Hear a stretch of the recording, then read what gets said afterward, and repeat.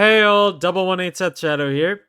So, today is the release weekend for the Future Card Buddyfight booster set, which is our newest collaboration with Cardfight Vanguard, featuring the old card game Future Card Buddyfight, which was released quite a long time ago by Bushiroad, but unfortunately, that game is no longer supported, but has been revived in Cardfight Vanguard, at least for this collaboration.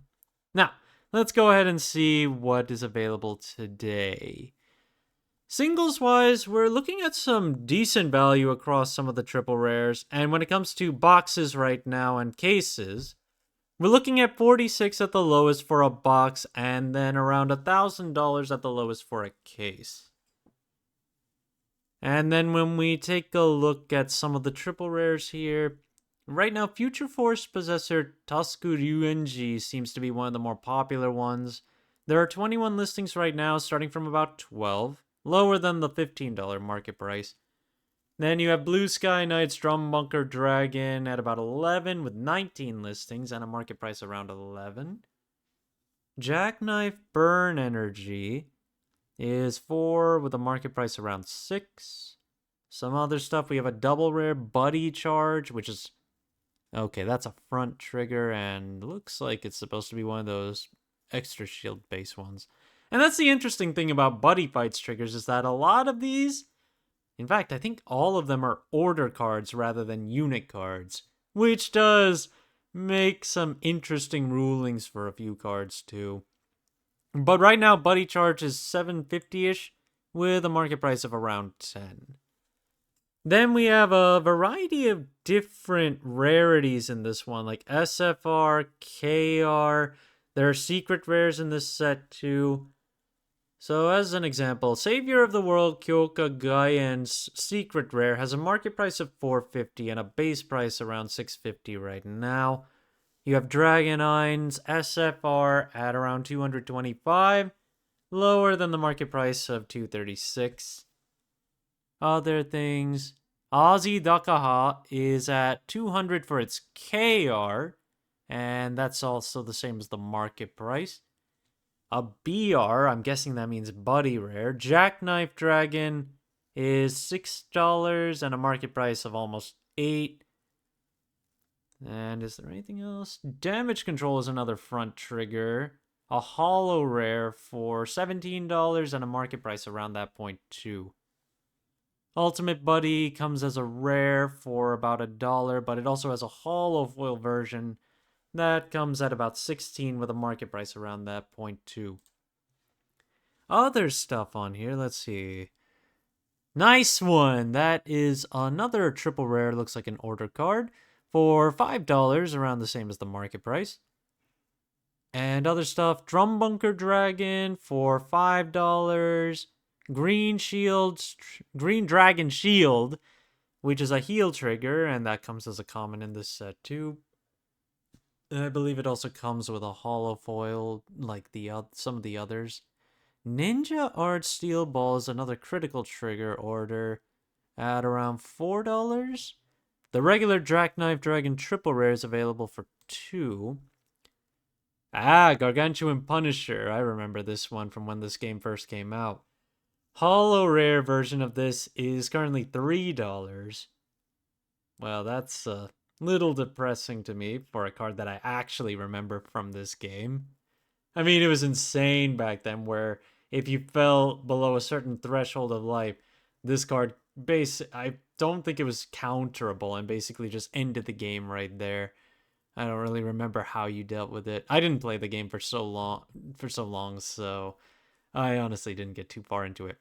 One thing I did like about Buddyfight, though, is that it is the only Bushiroad card game that implemented best 2 out of 3 and implemented a side deck. But I guess that also added on to the time of the game, which made it harder to justify in Bushiroad's one-day tournament settings for all of its games. Then let's go ahead and get into some of the other singles. We're going to start with DivineZ 10's Magnetism Monster Magnates. This is a monster card, so it has better synergy with decks like Glima and Archite. but it's also used in EVA quite often, especially given that this card works off of playing set orders turn after turn, just like the other order cyclers. Those use normal orders, but this one uses set orders specifically. Magnus is currently around $11 for its triple rare, around $17.50 for its silver rare, and that's the same with its market prices. They're not too far off. And as for the double frame rare, we're looking at $69 to start with 8 listings, and a market price around $71. If you're looking for Dragritter Lateefa, that card's triple rare from set 11 is currently about $26 with 10 listings on the market. But if you don't want to play that price point, you can always go for the reprint in Korokoro, Geb and Owner for just under $10 to start, but only 8 listings on the market, so that is running a little low. However, just keep in mind that because it's a Korokoro card, if we get a situation where the card's original typing matters, like what we saw with the Lyrical Monasterio variant, Lateefa could very well get some more value added onto it. But it's a what-if situation. So if you're just fine with playing this in something like Overlord for the time being, I think Geb and Owner is okay. Youthberg Skyfall Arms Rebuild is currently at about $4.50 for its triple rare and a market price at around $6.50. It has 15 listings on the market there, and then the silver rare has 6 listings starting from around 12. Around the same point as the market price. And the double frame rare is available with 10 listings at about 41, lower than the market price of about 50. And there are no secret rares on the market for this card at all, starting from around, or rather, the market price is currently at 428 here. Youthberg is getting some new support going forward, so if you are looking to build it now, these are some pretty good prices, given how popular Youthberg has been over time. Then Sylvan Horn Beast Emperor, Magnolia Patriarch, also from DivineZ 8 like Youthberg, is currently sitting at around $2. And then if you want the silver rare, that's not too far away at about $5 to start off with. The double frame rare is about $50, and the secret rare is available starting from $340. But the thing about Magnolia is that it is getting I don't even know what to call it, a retrain, a makeover, however you want to call it. But Magnolia is moving to Lyrical Monasterio come DivineZ 13. So that's going to be interesting to see if it even has any synergy with the original, or if it just completely works in Lyrical Monasterio. Then talking about one of our newest support cards for Vesegear, the third Mythich, Helsjafner, is currently at about $17 to pick up for the triple rare and still 13 listings. And the market price is around $18.50, so not too much higher. If you want the silver rare, it's starting from $25 with a market price around $27.50, also 13 listings. If you want the double frame rare, $55 right now, and then the secret rare is sitting at $360 with only 5 listings. But this one's market price is actually $290, so the current base price is a step up of what was available. Alfinis Vatobog is a new order card from DivineZ 10, and it's got a frame rare available for as low as around $7 and 6 listings on the market, so it is a little short. However, the market price on this one has been dropping off since the original release, though it didn't actually start off very high to begin with, at least not much higher than what it is now.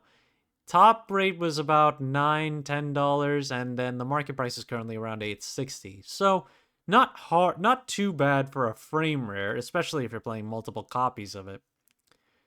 The spread of value here is about $6 to $10, and overall just in line with the market price.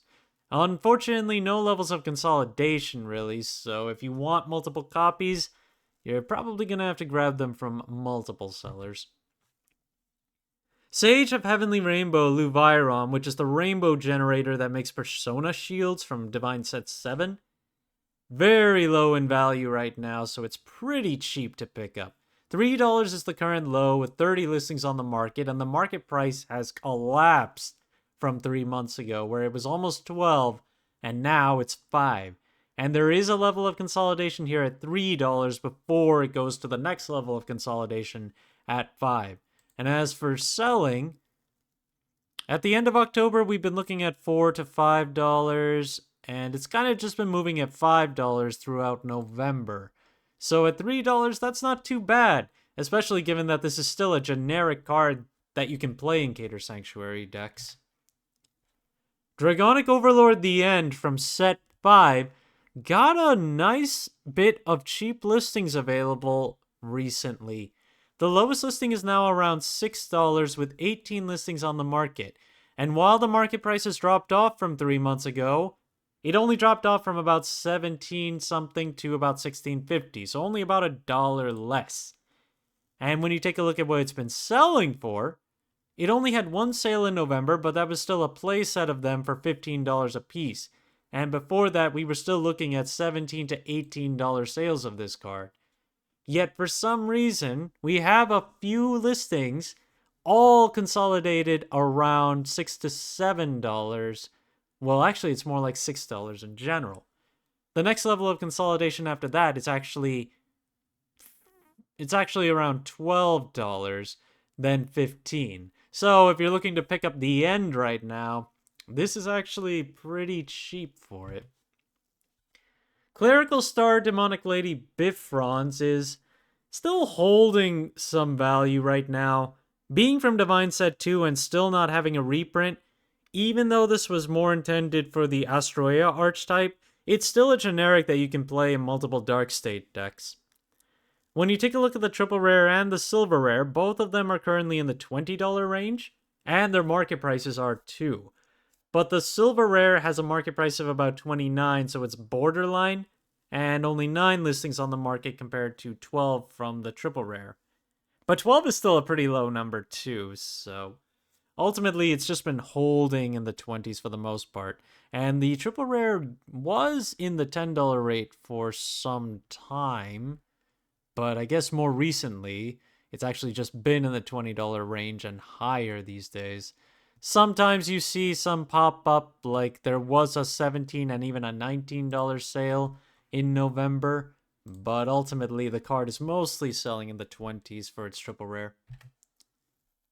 When it comes to the Soul Front triggers from DivineZ 6, the trend is still the same right now, where Dragon Empire and Dark States are on the low end when it comes to wanting to pick them up. They're the only ones with double-digit listings, but interestingly enough, Dark States' Aduro is down to 11 listings and about $3, $3.50, while Dragon Empire Stealth Fiend Futakuchio is currently at around $4 but 20 listings, so not as many people are picking that up. But for the other 3 nations that this is supported for, Divine Sister Natila is around $8 with 3 listings for Cater Sanctuary. Tier Knight Rotheon is around $9 and 6 listings, that's for Stoicheia. And Endearing Vendor Matinia is currently around $11 with only 2 listings on the market. Magic of Threaded Connections Peraram from DivineZ 3. The last time this card really saw a lot of value was when we got DivineZ 5 and Rezile King came out. Since then, it hasn't been getting played as much, so it's gotten significantly cheaper if you're looking to pick this one up. The Triple Rare is now around $2, while the Silver Rare's not too far away at $3, but has significantly less listings, 10 compared to 24.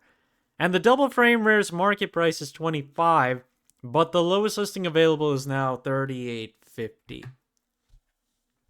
Dissection Angel from DivineZ 9 is currently in the $20 range for its lowest listings. 9 listings available on the card, and the market price has dropped off significantly over the last several months from the high 30s to about $23.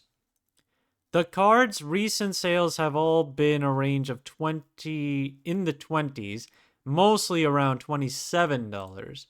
So finding it cheaper than that is actually pretty good. But the only cheap one at 23 only has one copy available, while the first level of consolidation is around 24 and then 27. So more or less the card is still holding in the 20s, but as time passes, similar to what happened with DivineZ 3, a lot of the generics in here could take off, just like how we saw a lot of the ones from there take off. Block Horse's Frame Rare. This was not as easy to find when this set first came out because Heart Luru was pretty popular. But we've got a fair amount of listings back on the market now, 10 of them altogether starting from $6. And the market price for this one has gone from around 4 to closer to 8. And more recent sales of the card are mostly around $7 and $8. There is some consolidation around 7. After that, it's basically free-for-all, where we have some that are in the $6 range, and then they start going back up into the double digits after that. Then we have the EXP rarity of Haruhikage from DivineZ 3, which is currently at $17 with 6 listings on the market. That 17's the lowest.